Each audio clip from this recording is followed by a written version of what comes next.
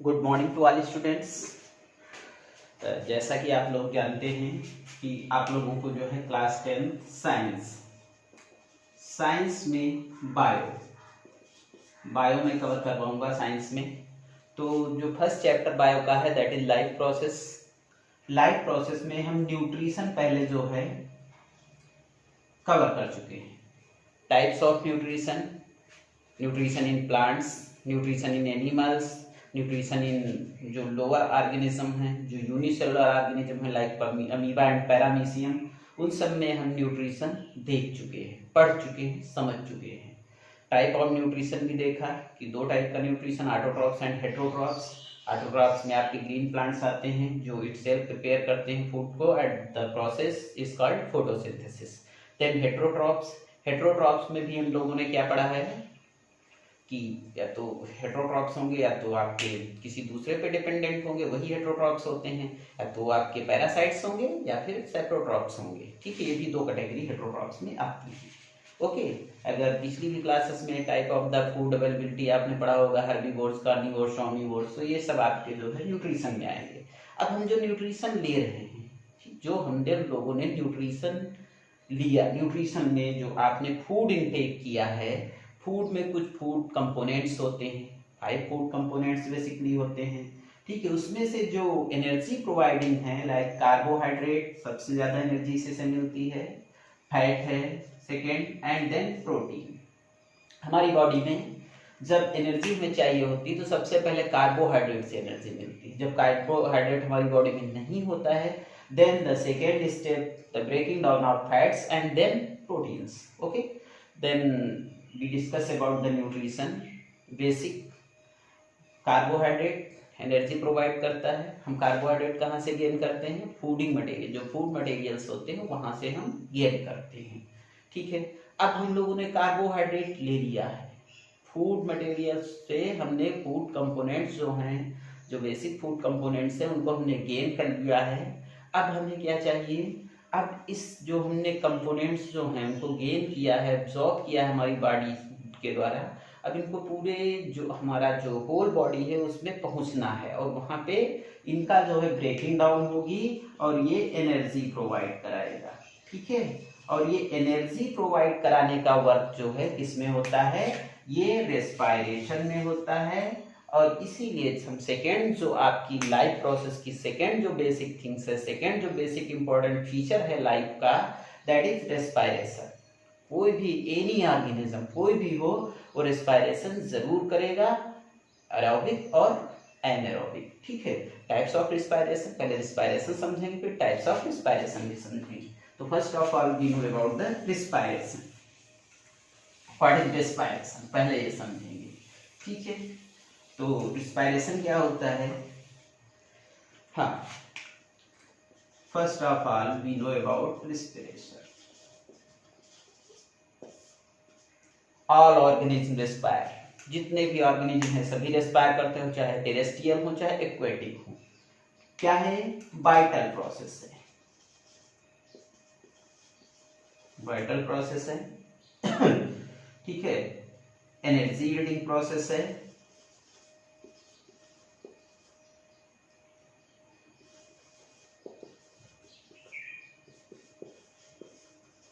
Energy yielding process है। It is a vital process, it is an energy yielding process in which the complex molecule divide, breaking down in simplest molecule and provide energy। ठीक है, energy मिलती है। अब respiration with the help of oxygen, oxygen की help से होता है। O2 helps, O2 helps in respiration। Respiration में O2 जो है, ऑक्सीजन जो है वो हेल्प करती है, बिना ऑक्सीजन के रेस्पिरेशन नहीं होता है। ठीक है, अब कुछ रेस्पिरेशन बिना ऑक्सीजन के भी होते हैं, some respiration are without oxygen. Then we discuss about types of respiration. अगर टाइप्स ऑफ हम रेस्पिरेशन की बात करते हैं, देन टाइप्स ऑफ रेस्पिरेशन में दो टाइप का, फर्स्ट होगा एरोबिक, दूसरा होगा एनारोबिक। एरोबिक रिस्पायरेशन क्या है? प्रेजेंस ऑफ एयर, ठीक है, और O2 भी लिख सकते हो। ये क्या है? Absence of O2।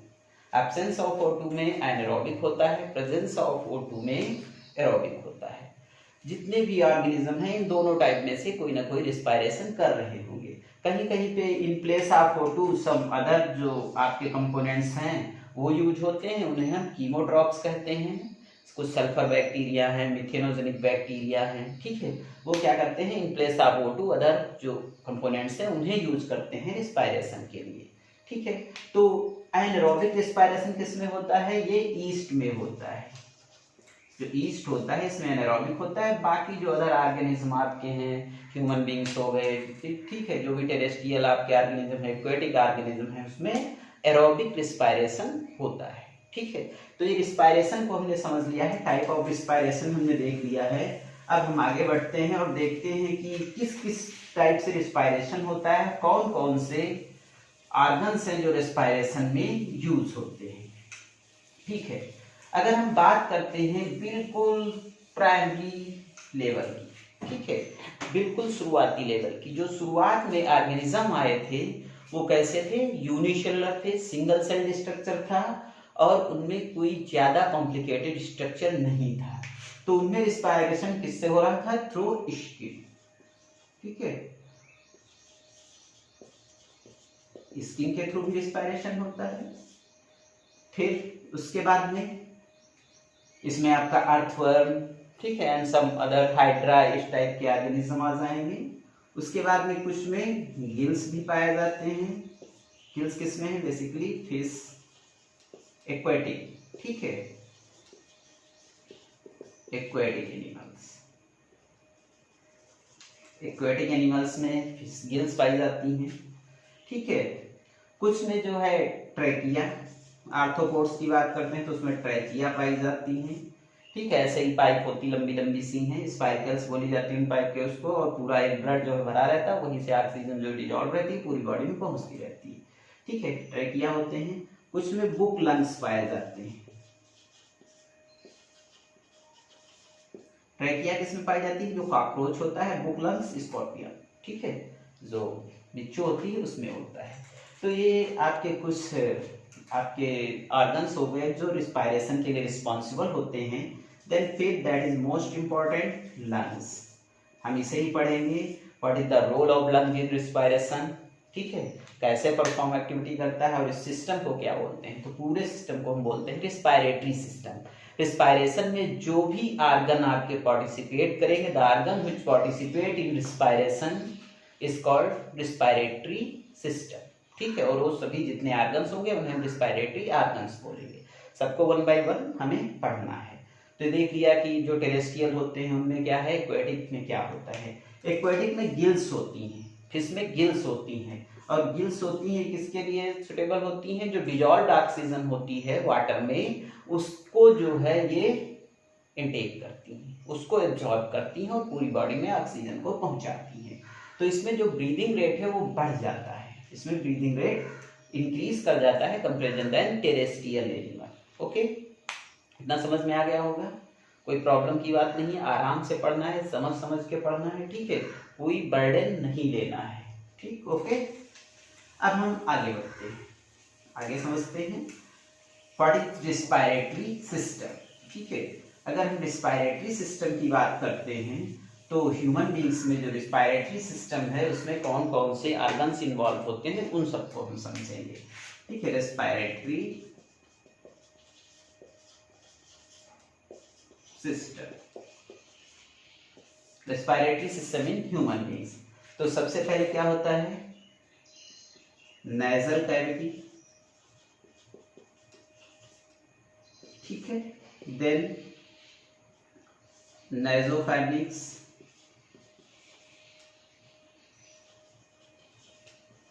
नाइजोफैरिंक्स, nasal cavity हो गया, ठीक है, ये नेजल कैविटी हो गया जो चैम्बर है, नाइजोफैरिंक्स हो गया, देन लैरिंक्स,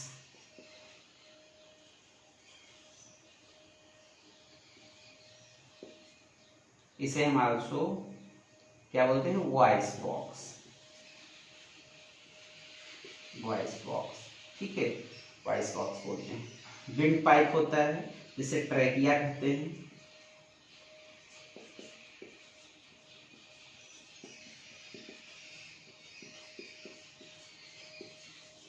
ट्रैकिया होता है। ट्रैकिया के बाद में ब्रॉन्ची, देन ब्रांचियोल्स, ब्रांचियोल्स के बाद में एल्वियोलाई, ठीक है। ये इतने आपके जो है मेन हैं। बाकी तो इन्हें अगर डिवाइड करें तो नॉस्ट्रिल हो गया, नॉस्ट्रिल के बाद में नेजल कैविटी, नेजल कैविटी के बाद में पूरा नेजोफैरिंक्स आता है, फिर लेरिंक्स आता है ये वाला, ठीक है, नेक रीजन वाला। उसके बाद में ट्रैकिया होती है, ट्रैकिया के बाद में ब्रॉन्ची होती है, ब्रॉन्ची के बाद ब्रॉन्चियोल्स होती है और एल्वियोलाई होती है। इनका हम ड्रा कर लेते हैं और समझ लेते हैं क्या होता है, किसका क्या वर्क होता है, ठीक है। तो नाक, नोज हो गई, ये यहाँ से जो है चैम्बर्स होते हैं, ये यहाँ से निकली, ये नेजल कैविटी है, नेजल कैविटी के बाद में नेजोफैरिंक्स,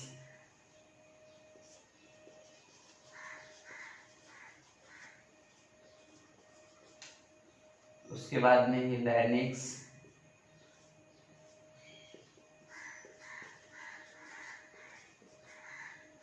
उसके बाद में जो है ये ट्रैकिया, इस तरह से होती है कुछ, ठीक है। ट्रैकिया के बाद में दो पार्ट में जहां पे बढ़ती है उसे बोलते हैं ब्रॉन्ची, ये ट्रैकिया, ब्रॉन्ची। ब्रॉन्ची के बाद में और जब फर्दर डिवाइडेड होते हैं तो उन्हें बोलते हैं ब्रांचियोल्स, ब्रांचियोल्स। और ब्रांचियोल्स के बाद इनमें ग्रेप लाइक स्ट्रक्चर जो होते हैं, बैलून लाइक स्ट्रक्चर होते हैं, इनको बोला जाता है एल्वियोलाई, ठीक है। सामने नेजल कैविटी, नेजल कैविटी से नेजोफैरिंक्स, लैरिंक्स, ट्रैकिया, ब्रॉन्ची, ब्रांचियोल्स एंड एल्वियोलाई, ये आपका लंग्स हो गया, ठीक है। ऐसे इधर ये आपका लंग्स हो गया। तो कुछ प्रॉब्लम नहीं है, समझने में कोई प्रॉब्लम नहीं है, आराम से समझेंगे, ठीक है। कूल होके आराम से ठीक से सभी का वर्क देख लेते हैं। First of all we know about nasal cavity, ठीक है। नेजल कैविटी पता है, ये पूरी नेजल कैविटी है, यहाँ पे हेयर्स पाए जाते हैं, म्यूकस होता है, जो भी फूड पार्टिकल्स आते हैं, फूड पार्टिकल्स क्या है, सॉरी जो भी आपके एयर में सस्टेन पार्टिकल्स होते हैं, उसमें जो पार्टिकल्स रहते हैं जो पॉइजनस होते हैं, हैजार्डस होते हैं हमारी हेल्थ के लिए, वो इसी नेजल कैविटी में हेयर्स के द्वारा, हेयर्स एंड म्यूकस,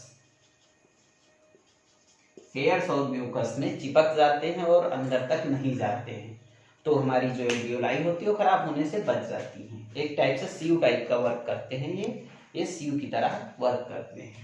दूसरे नेजोफैरिंक्स जो है, ये लार्ज एरिया होता है नेजोफैरिंक्स का, देखिए ये पूरा, ठीक है। जो फैरिंक्स होती है, फूड पाइप वाले ने देखा था जब डाइजेस्टिव सिस्टम पढ़ रहे थे, वहाँ पे फैरिंक्स थी, यहाँ पे नेजोफैरिंक्स है। नेजोफैरिंक्स के बाद में यहाँ पे जो है फूड पाइप और विंड पाइप यहाँ पे अलग अलग होते हैं। यहाँ पे एपिग्लोटिस होती है जो वहाँ पे कवर करती है कि फूड जो है वो विंड पाइप में ना जाने पाए, इसीलिए कहते हैं जब खाते हैं तो बोलते नहीं, ठीक है। Don't speak when eat, when take food, जब आप टेक फूड कर रहे हैं, फूड को इनटेक कर रहे हैं, देन आपको बात नहीं करनी चाहिए, वरना आपका हो सकता है कि विंड पाइप में फूड मटेरियल जा सकता है, दैट इज बहुत फिर दिक्कत होगी उससे, ठीक है, that is not good for your health. Larynx की बात करते हैं, ये जो होता है वॉइस बॉक्स बोलते हैं इसको, यहाँ पे वोकल कार्ड्स होते हैं, जब हम बोलते हैं तो यानी वो वाइब्रेट करेंगे तभी आवाज निकलती है, वॉइस प्रोड्यूसिंग के लिए रिस्पॉन्सिबल होता है लैरिंक्स, इसीलिए इसको वॉइस बॉक्स भी कहते हैं, ठीक है। देन विंड पाइप या इसको ट्रैकिया कहते हैं। ट्रैकिया क्या होती है, थोड़ा फ्लेक्सिबल टाइप की होती है, यहाँ पे सीलिया पाए जाते हैं, और यही सीलिया जो होते हैं ये भी जो पार्टिकल्स होते हैं, जो सस्टेन पार्टिकल्स होते हैं, जो एयर में पार्टिकल्स रहते हैं, उनको ये रोकता है, ठीक है, उनको ये रोकता है, प्रिवेंट करता है from reaching the alveoli, alveoli में ना पहुंचे इसीलिए। तो जो लोग स्मोकिंग करते हैं उसमें भी ये जो है डिस्ट्रॉय हो जाते हैं, then cause many type of lung disease. Okay, then trachea से जो है दो पार्ट में, एक लेफ्ट राइट दोनों साइड में एक एक जो है बाइफरकेट होगा, यहाँ से दो ब्रांचेस निकलेंगे, इसे हम ब्रॉन्ची बोलते हैं। ब्रॉन्ची के बाद में ब्रॉन्चियोल्स जब फर्दर अगेन डिवाइड होता है लंग्स के अंदर तो उन्हें हम ब्रॉन्चियोल्स कहते हैं। ये लंग्स के अंदर जो डिवाइडिंग हो रही है इस टाइप से, ये ब्रांचियोल्स हैं। और इन्हीं ब्रांचियोल से एल्वियोलाई लगे होते हैं जो बैलून लाइक स्ट्रक्चर होते हैं, और एक लंग्स में एल्वियोलाई का जो नंबर होता है दैट इज 300 मिलियन। 300 मिलियन के अप्रॉक्स होता है। अगर कवरिंग एरिया देख लिया जाए, ठीक है, अगर कवरिंग एरिया देखते हैं तो हमारी जितनी बॉडी सरफेस होती है इसका लगभग अबाउट 40 टाइम्स, ठीक है, हमारा जो कवरिंग एरिया होता है एल्वियोलाई के द्वारा किया जाता है। About 70 metre square covering area होता है इसका, ठीक। ओके, अब समझ सकते हैं कि क्या एल्वियोलाई का वर्क क्या है, वही हम समझते हैं, क्योंकि मेन रोल जो रेस्पिरेशन में है दैट इज एल्वियोलाई। एल्वियोलाई क्या है? Structural and physical unit of lungs. Lungs की स्ट्रक्चरल और फिजिकल यूनिट होती हैं, यही रिस्पॉन्सिबल होती हैं रिस्पायरेशन के लिए। समझते हैं कैसे रिस्पायरेशन होता है और कैसे आगे बढ़ता है।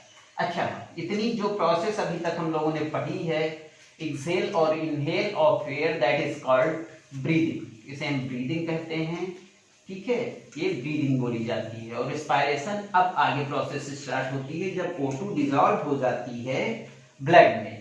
जब एल्वियोलाई के थ्रू जो है डिफ्यूजन होता है, सिंपल डिफ्यूजन के थ्रू O2 डिसॉल्व हो जाती है, किसके साथ मिलती है? ब्लड के साथ। वहां से शुरू होता है आपका रिस्पायरेशन। अभी तक हम ब्रीदिंग पढ़ रहे थे।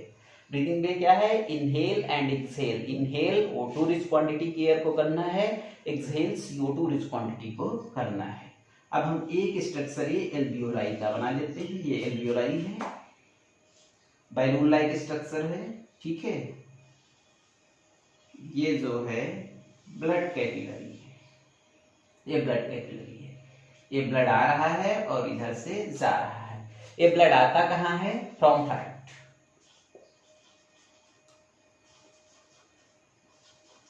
हार्ट से आएगा थ्रू पल्मोनरी आर्टरी हो गया देन, ठीक है। सुनिए, जो कोई भी अगर स्ट्रक्चर, कोई भी अगर जो आपकी हार्ट से किसी भी बॉडी पार्ट को, ब्लड को ले जाएगी, ब्लड को कैरी करेगी, ठीक है, ले जाने के लिए वेरियस बॉडी पार्ट्स को, उसे बोलते हैं आर्टरी।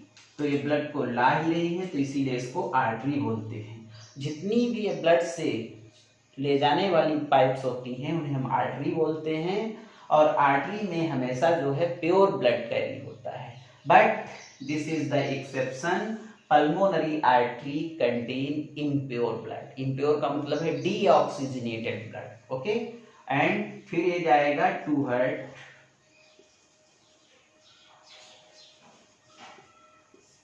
थ्रू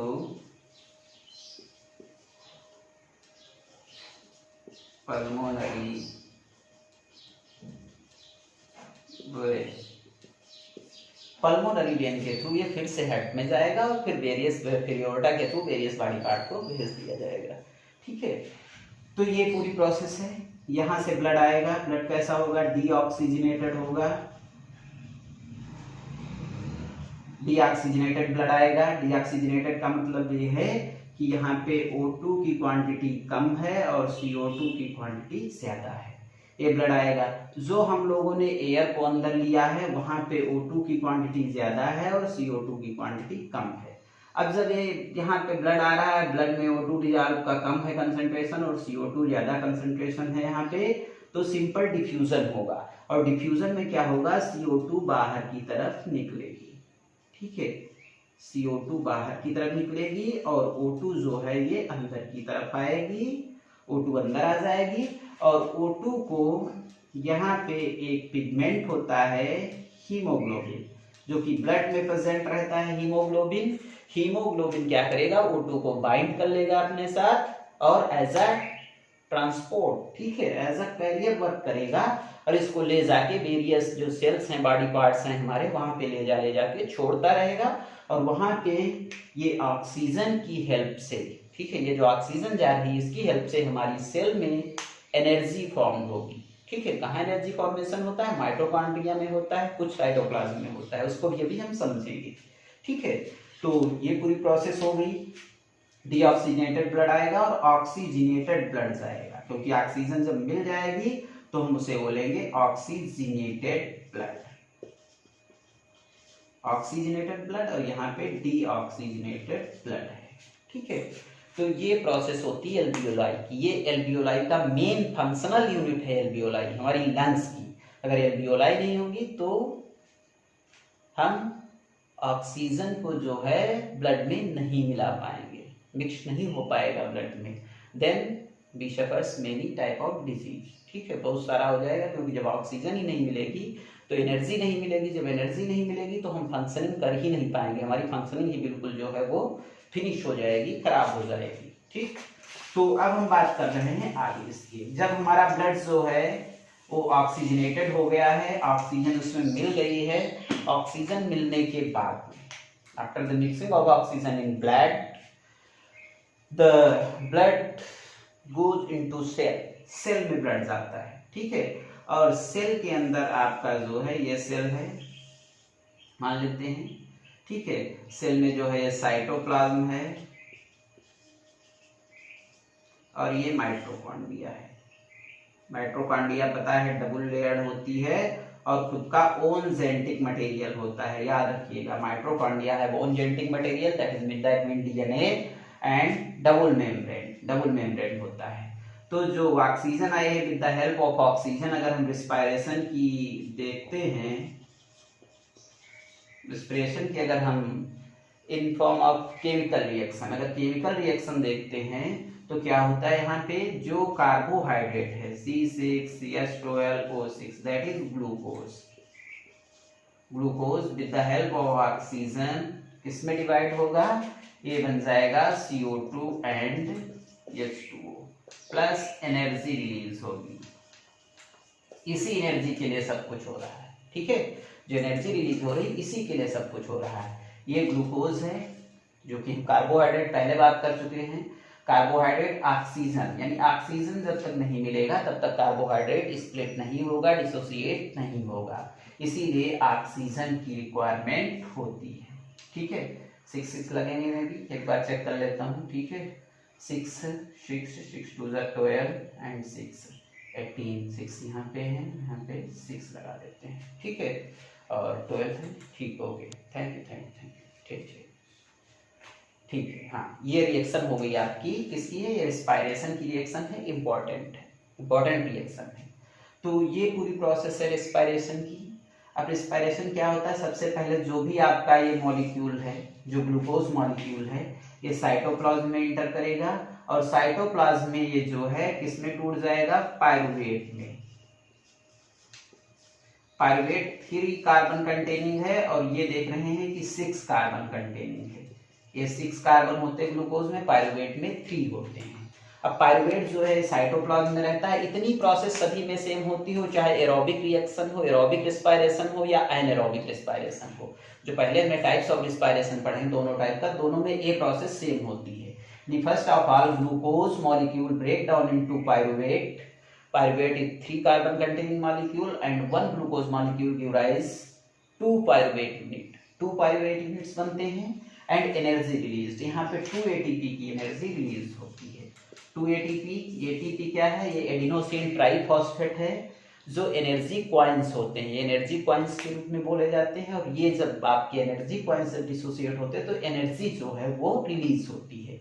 ATP से क्या बनता है, ADP बनता है, adenosine diphosphate plus phosphate group अलग होता है। और जब कोई, आप समझते हैं, केमिस्ट्री में पढ़ चुके हैं कि कोई जब बॉन्ड फॉर्मेशन होती है तो वहाँ पे एनर्जी की रिक्वायरमेंट होती है, जब बॉन्ड डिसोसिएट होगा तो एनर्जी वही रिलीज हो जाती है, और वही एनर्जी हम लोग यूटिलाइज करते हैं for various type of activity. जो हम एक्टिविटी करते हैं बहुत सारी, उनमें हम जो है एनर्जी को यूज करते हैं और अपना जो है वर्क कंप्लीट करते हैं। तो ये आपका जो है इतनी प्रोसेस हो गई। जो प्रोसेस है पूरी क्या है समझ लेते हैं उसको एक बार फिर से। हम दोनों में जो एक चार्ट है उसको हम देख लेते हैं, flow chart, that is most important. बहुत तो नहीं हो रहे ना, ओके। बोर नहीं होना है, अच्छे से पढ़ते रहना है, ठीक है। कोई चीज़ ना समझ में आए, अगर कोई भी चीज़ कहीं भी अगर डाउट है, then you want some message, you send a message on Google classroom, ठीक है। अगर आप चाहते हैं क्लियर करना your doubt, if you want to clear your doubt, then send the message in Google classroom और व्हाट्सएप, ठीक है। I will clear. हाँ, अब देखिए ये जो ग्लूकोज है, सिंपल ग्लूकोज मॉलिक्यूल है, 6 कार्बन कंटेनिंग है, ठीक है। ये कहाँ होगा, ये इन साइटोप्लाज्म रिएक्शन होगी, साइटोप्लाज्म में, और ये ब्रेक डाउन हो जाएगा पायरुवेट में। पायरुवेट 3 कार्बन कंटेनिंग मॉलिक्यूल है। ये सभी में कॉमन होती है रिएक्शन, इतनी रिएक्शन, चाहे वो एरोबिक रिएक्शन हो या एनारोबिक हो। उसके बाद ये पायरुवेट जो है, ये डिपेंड करेगा कि उसको ऑक्सीजन मिल रही है कि नहीं मिल रही है। अगर एनारोबिक रिस्पायरेशन टाइप का होगा, यानी ऐसा ऑर्गेनिज्म होगा जिसमें ऑक्सीजन की रिक्वायरमेंट नहीं है, ऑक्सीजन नहीं मिल रही है, तो वहां पे एनारोबिक टाइप रिस्पायरेशन होगा। एनारोबिक किसमें होता है, रिस्पिरेशन ईस्ट में, ईस्ट में। यहां पे क्या बनेगा आपका, जो पायरुवेट होता है, ये ब्रेक डाउन होगा ethanol, ethyl alcohol plus CO2 plus energy, energy बनती है थोड़ी सी, ठीक है, एनर्जी है, ओके, एनर्जी बनेगी। देन अगर लैक ऑफ ऑक्सीजन है, ऑक्सीजन बिल्कुल नहीं मिल रही, वहां पे क्या है, कि ऑक्सीजन की अब्सेंस नहीं होगा। लेकिन समवॉट कभी कभी क्या होता है कि हम लोग जैसे ज्यादा तेज एक्सरसाइज कर रहे होते हैं, दौड़ रहे होते हैं, रनिंग कर रहे होते हैं, तो हमारी पूरी बॉडी में ऑक्सीजन नहीं पहुंच पाती, ऑक्सीजन की रिक्वायरमेंट ज्यादा होती पर ऑक्सीजन नहीं पहुंच पाती है। तो मसल्स में क्या होता है, लैक ऑफ ऑक्सीजन की प्रेजेंस में रिस्पायरेशन मसल्स हमारी कर लेती है, वहां पे रिस्पायरेशन होता है सेल्स में, और वहां पे लैक्टिक एसिड बन जाता है, और ये लैक्टिक एसिड जो है फैटिग्यू कॉज करेगा, थकान महसूस होगी, और जब दोबारा हम मॉलिश करेंगे तो फिर से जो है ये आपका चेंज हो जाएगा नॉर्मल कंडीशन में। दूसरा है presence of oxygen, presence of O2 में क्या होगा, यहाँ पे एरोबिक टाइप रिस्पायरेशन होगा। All human beings, all vertebrates, all living organism except some fungi and some bacteria, उनको छोड़ के बाकी सब में जो है एरोबिक रिस्पायरेशन होता है। एरोबिक रिस्पायरेशन में अभी हमने पढ़ा था CO2 बनेगा, वाटर बनेगा, प्लस एनर्जी रिलीज होगी, ठीक है। यहाँ पे एनर्जी रिलीज होती है, और सबसे ज्यादा एनर्जी यही रिलीज होती है एरोबिक टाइप रिस्पायरेशन में, क्योंकि इन्हें ज्यादा एनर्जी चाहिए होती है। टोटल जो एनर्जी रिलीज होती है that is 38 ATP, 38 ATP energy release होती है। और एक ग्लूकोज मॉलिक्यूल जो होता है वो अबाउट 673 किलो कैलोरी जो है एनर्जी को प्रोड्यूस करता है, ठीक है। नाउ इन सम बुक्स 80 के अप्रॉक्स भी मिलता है, 680 किलो कैलोरी। अगर एक ATP देखें तो 30.5 किलो जूल एनर्जी प्रोवाइड करता है। 4.2 से करेंगे हो जाएगा आपका, आ जाएगा, ठीक है। तो ये पूरी प्रोसेस है, अच्छे से समझ के पढ़ना है। कहीं भी कोई अगर डाउट है किसी भी टॉपिक से रिलेटेड तो आप पूछ सकते हैं, इसको बहुत अच्छे से समझिएगा, अच्छे से पढ़िएगा, बहुत इंपॉर्टेंट है। तो अभी तक हमने जो है पूरी प्रोसेस पढ़ ली। व्हाट इज रिस्पायरेशन, रिस्पायरेशन क्या है, रिस्पायरेशन के लिए जो हमारे अंदर जो रिस्पायरेटरी सिस्टम है उसमें कौन कौन से ऑर्गन्स इन्वॉल्व होते हैं, and the organs function, function क्या है किस ऑर्गन का, और how the process of respiration occurs, ठीक है। And then we know about the how glucose molecule break down into several components and in energy in various type of organism, in presence of oxygen, in absence of oxygen and in lacks of oxygen। तो ये पूरा complete है, अच्छे से पढ़ लीजिएगा, complete कर लीजिएगा। कहीं भी कोई डाउट अगर है बेटा तो जरूर पूछिएगा, ठीक है। इसके अगला जो आपका जो ट्रांसपोर्टेशन है कि ब्लड हमारी बॉडी में कैसे ट्रांसपोर्ट होता है, कैसे आपकी बॉडी में पूरे में ब्लड पहुंचता है, पंप कैसे होता है, हार्ट में कितने चैम्बर होते हैं, ठीक है। ये सब पूरा मैं नेक्स्ट टॉपिक जो ट्रांसपोर्टेशन है उसमें पढ़ाऊंगा, और न्यूट्रिशन पढ़ा चुके हैं, तो सभी क्लियर करते रहिएगा। इससे रिलेटेड जो क्वेश्चंस है वो गूगल क्लासरूम पे पोस्ट कर देंगे, कर लेना। ठीक है, ओके, थैंक यू क्लास, बहुत बहुत हैव अ नाइस डे।